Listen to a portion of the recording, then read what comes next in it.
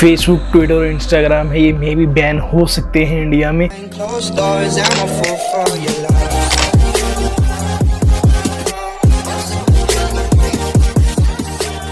Welcome back to another video. आज है 25 मई और फिलहाल हूँ मैं अपने घर में।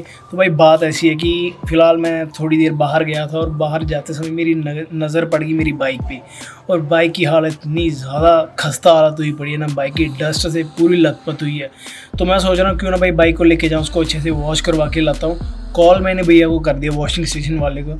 वो तो कह रहे हैं अगर लाइट है तो आ जाओ। अभी यहाँ पे तो लाइट है, अब टाइम भी हो रहा है लाइट जाने का। मुझे डर ये है कि मैं वहाँ पे जाऊँ, वहाँ जाते जाते लाइट ना चली जाए। तो ठीक है भाई, जल्दी से जाते हैं, बाइक को वॉश करवा के लाते हैं। और दूसरी चीज़, बाइक का जो सामान आना था, टैंक आनी थी, हैंडल बार आनी थी, एक साइलेंसर का बैंड है वो आना था।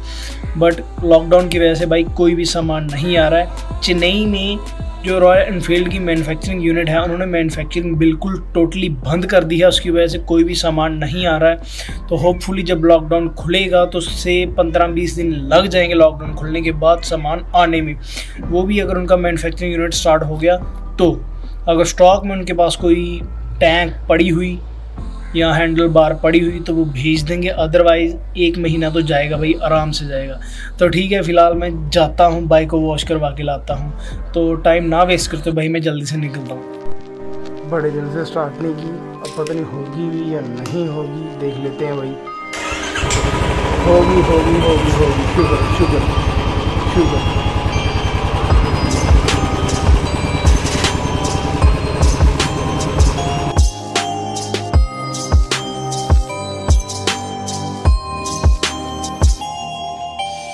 वॉशिंग तो बाइक की नहीं हुई क्योंकि उनका जो जनरेटर था वो ख़राब है और लाइट थी नहीं। लाइट आई 8 बजे तो वो काफ़ी ज़्यादा लेट हो जाएगा। सांझी मोड़ एक छोटा सा काम था, टाइम बचा हुआ है, जल्दी से यहाँ से निकलता हूँ, सांझी मोड़ जाता हूँ। एक पेन ड्राइव है वो किसी को हैंड ओवर करनी है।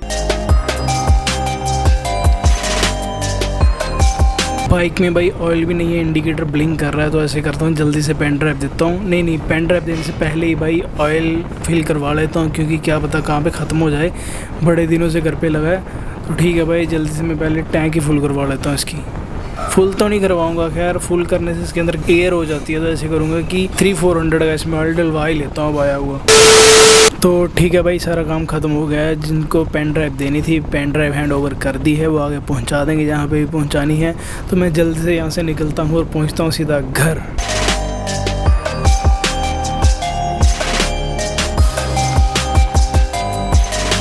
The next day. तो भाई कल बाइक वॉश करवानी थी, बट मैं करवा नहीं पाया था क्योंकि कल लाइट नहीं थी। जब मैं वहाँ पे गया लाइट चली गई थी, तो फिर सांझी मोड़ ही काम था, वो काम ख़त्म कर लिया। तो आज मेरे पास टाइम है, फ़िलहाल लाइट भी है, तो मैं जाता हूँ बाइक को वॉश करवा के लाता हूँ। क्योंकि मे बी कल हम मतलब नेक्स्ट ब्लॉग आएगा, हमने कहीं जाना है तो बाइक की ज़रूरत पड़ेगी। तो बाइक हुई है बहुत ज़्यादा गंदी, मैं जल्दी से जाता हूँ वॉश करवा के लाता हूँ, क्योंकि लाइट दोबारा जाने वाली है मेरे ख्याल से। लाइट तो भाई है, बाइक की वॉशिंग चल रही है, देखो लगेगा बाइक की वॉशिंग करने। और ये फ़िलहाल मैं शूट कर रहा हूँ अपने फ़ोन से, Redmi Note 10 Pro Max। Quality बताना कैसी आ रही है भाई, देखने में तो ठीक ही लग रही है। आज इतने दिनों बाद बाइक चकाचक हो ही जाएगी।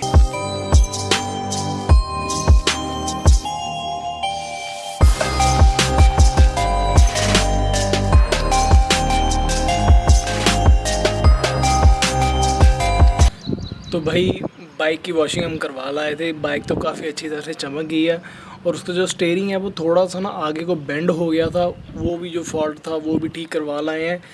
तो अब बात ऐसी है कि जो मैंने बाइक का इंश्योरेंस क्लेम करना था, वो इंश्योरेंस क्लेम हो नहीं रहा। वो इसलिए नहीं हो रहा क्योंकि हर जगह लॉकडाउन लगा हुआ है, और उनकी मैन्युफैक्चरिंग यूनिट है चेन्नई में, वो तो शट डाउन पड़ी है। वहाँ पे किसी भी तरह की कोई भी मैन्युफैक्चरिंग नहीं हो रही, तो उसकी वजह से मेरा सामान नहीं आ रहा। तो अब मैंने एक चीज़ सोची है कि एक हैंडल ले लेता हूँ लोकल, पंजाब से रॉयल एनफील्ड का मिल जाएगा। बाहर से थोड़ा सा मतलब क्वालिटी वैसी नहीं होगी, बट अच्छा खासा मिल जाएगा। तो बाहर से एक हैंडल बार ले लेता हूँ फ़िलहाल के लिए, वो इंस्टॉल कर लेता हूँ अपनी बाइक पे। और जब मेरा इंश्योरेंस क्लेम होगा, जब मेरा सामान आएगा, तब दोबारा उसे क्या कर लेंगे, चेंज कर लेंगे। तो टैंक का खैर कोई इतना ख़ास फॉल्ट है नहीं, छोटे से 2 डेंट हैं, वो तो चली जाएगा। लेमिनेट करवा लेंगे तो बहुत ज़्यादा पता नहीं चलेगा। तो अब देखते हैं, पठानकोट जाएंगे तो ले आएंगे, नहीं तो अगर यार एक तो आँख में कुछ पड़ गया। तो मैं कह रहा था कि देखते हैं, अगर पठानकोट जाएंगे तो ले आएंगे, नहीं तो अगर कोई दोस्त गया तो उससे मंगवा लेंगे पठानकोट से। एक तो लॉकडाउन लगा ना, पता नहीं है मिलेगा भी या नहीं मिलेगा, प्रॉब्लम ही है यार। और भाई न्यूज़ तो आपने सुनी है कि जो क्रिप्टो करेंसी में डाउनफॉल आया है, किसी ने भी सोचा नहीं था कि अचानक से ट्रेड इतना ज़्यादा डाउन चला जाएगा। जितनी भी हमारी क्रिप्टो करेंसी है वो एक तरह से मार्केट, एकदम से मार्केट टूट जाएगी, किसी ने ऐसा सोचा नहीं था। मेरे बहुत सारे दोस्त हैं जिनकी काफ़ी इन्वेस्टमेंट्स थी क्रिप्टो करेंसी में, तो वो सब बड़े बेचारे ऐसे हो रहे हैं कि क्या हो गया यार, मतलब ठीक ठाक उनको लॉस हो गया। तो क्या कर सकते हैं भाई, ये अब अगर ट्रेडिंग चीज़ ही ऐसी है कि कभी मार्केट ऊपर है कभी नीचे है, बट जितना ज़्यादा इंक्रीज हो रहा था ना मार्केट में, कहीं ना कहीं जो प्रो प्लेयर्स हैं उनको आइडिया था कि नहीं भाई अब मार्केट गिरेगी, लेकिन इस तरीके से गिरेगी किसी को भी अंदाज़ा नहीं था। मेरे भी आई थिंक मेरा भी एक अकाउंट है, उसमें कोई $150 पड़े हुए थे अलग से, तो मैं देख रहा था वो $60-70 रह गए हैं पीछे। तो क्या कर सकते हैं आप, जिनके $500-600 थे वो कम होके तो क्या से क्या हो गए भाई। चलो कोई नहीं, मैं तो यही सजेस्ट करूँगा कि, तो मेरा मानना है कि जब मार्केट बहुत ज़्यादा पीक पे मतलब हाई चल रही है तब तो ट्रेडिंग करना एक रिस्क ही है, क्योंकि कोई पता नहीं किसी भी टाइम मार्केट गिर सकती है। हाँ, जब मार्केट थोड़ी सी नीचे हो, ऑलरेडी डाउन चल रही हो मार्केट, तब इन्वेस्टमेंट आप कीजिए क्योंकि जो चीज़ ऑलरेडी गिरी हुई है, जिसका रेट ऑलरेडी डाउन है, वो कभी ना कभी तो भाई हाई जाएगा ही, कभी ना कभी तो इंक्रीज होगा ही रेट।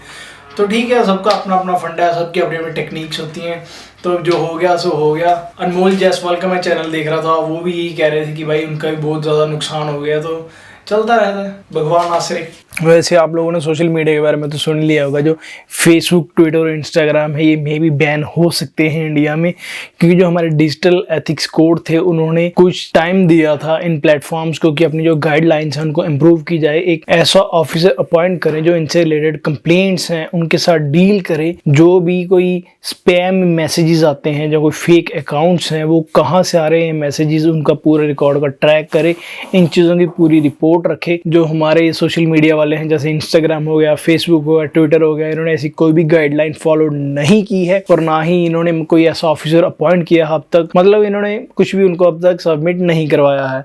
तो भाई 26 को इन पे कोई फैसला होगा, आज 25 है, कल 26 है, तो गॉड नोज क्या होता है क्या नहीं होता, वो तो खैर कल पता लग ही जाएगा। और वैसे कुछ जो एप्लीकेशंस हैं वो कह रही हैं कि हमें, मतलब जो कुछ OTT प्लेटफॉर्म्स हैं वो कह रहे हैं कि हमें 3 महीने का टाइम एक्सटेंड कर दिया जाए, ताकि हम अपना डिसीजन अच्छे से सोच विचार के ले सके। एक तरफ PUBG आ रही है और दूसरी तरफ 3 एप्लीकेशंस जा रही है, क्या कह सकते हैं भाई। बट देखा जाए तो इंस्टाग्राम का मिसयूज भी लोग, काफ़ी ज़्यादा लोग कर रहे हैं, मतलब गंदी मचा पड़ा है भाई इंस्टाग्राम पे, बुरी हालत है। जो इंडियन गवर्नमेंट है उन्होंने 3 महीने का टाइम दिया था इन एप्लीकेशंस को, ताकि जो न्यू पॉलिसीज़ हैं वो आप तब तक अप्लाई कर लीजिए 3 महीने में, बट अब तक इनका कोई ऐसा रिस्पॉन्स नहीं आया है। तो देखो भाई क्या होता है, लग ही जाएगा कल पता। आई होप कि भाई बैन ना हो, क्योंकि आज आके ले दे के, फेसबुक भी आजकल कोई यूज़ नहीं करता, ले दे के पीछे बचता है इंस्टाग्राम हो गया, ट्विटर हो गया। खैर ट्विटर भी मेरे काम का तो नहीं है भाई ट्विटर, क्योंकि मैं यूज़ नहीं करता, मैं सिर्फ इंस्टाग्राम यूज़ करता हूँ ज़्यादातर। और देखो बाकी लग जाएगा कल पता, भगवान भरोसे।